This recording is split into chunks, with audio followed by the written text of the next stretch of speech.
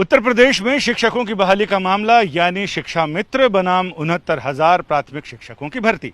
इस मामले में सुप्रीम कोर्ट ने पहली सुनवाई के साथ ही नोटिस जारी किया है। 14 जुलाई तक सभी पक्षकारों को अपना जवाब दाखिल करना होगा, लेकिन सरकार को 6 जुलाई तक चार्ट के जरिए बताना पड़ेगा कि आखिर पुरानी भर्ती में जिसका क्राइटेरिया 40 और 45% था और नई भर्ती जिसका क्राइटेरिया इन्होंने इम्तहान के अगले दिन 60 और 65%, यानी सामान्य वर्ग के लिए मिनिमम 65% और आरक्षित वर्ग के लिए 60% ये तय किया। जिच इसी को लेकर चल रही है। हमारे साथ गौरव यादव हैं, शिक्षा मित्रों की तरफ से पेश हुए कोर्ट में। गौरव, ये बताइए कि आज के इस नोटिस के क्या मायने हैं? मामला फंस गया? हाँ, मामला निश्चित रूप से फंस गया और राज्य सरकार को जो है जो 40-45 से उन्होंने पहली परीक्षा जो सहायक भर्ती परीक्षा थी 2019 को के बाद परीक्षा के अगले दिन ही 7 जुलाई को ही इन्होंने जो जनवरी को जो कट ऑफ बढ़ा दिया था, जो मार्क 60-65 कर दिया था, उसको लेकर ये मामला फंसता नजर आ रहा है।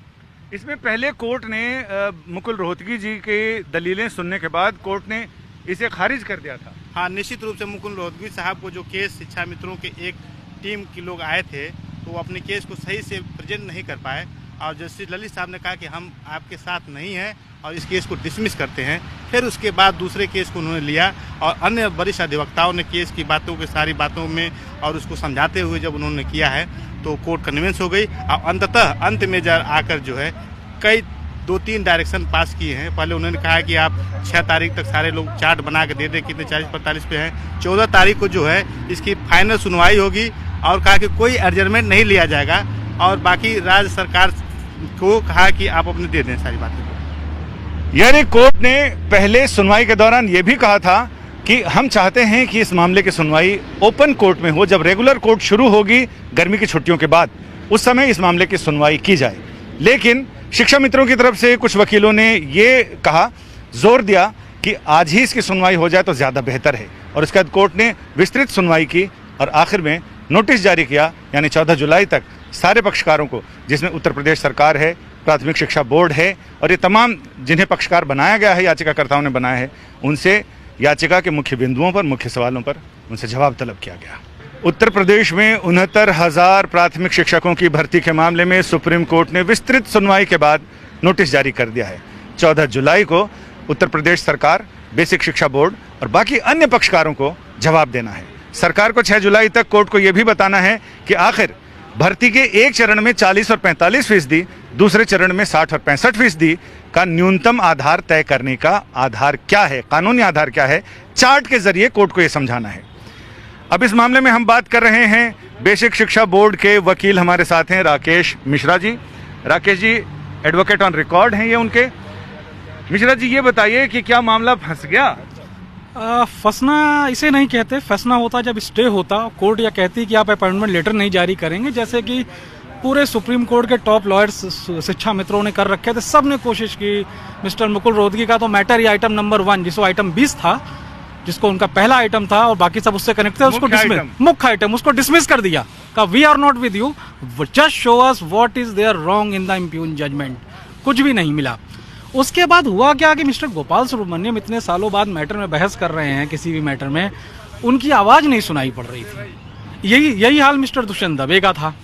तो कोर्ट ने कहा क्यों ना हम इसको ओपन हियरिंग कर लें।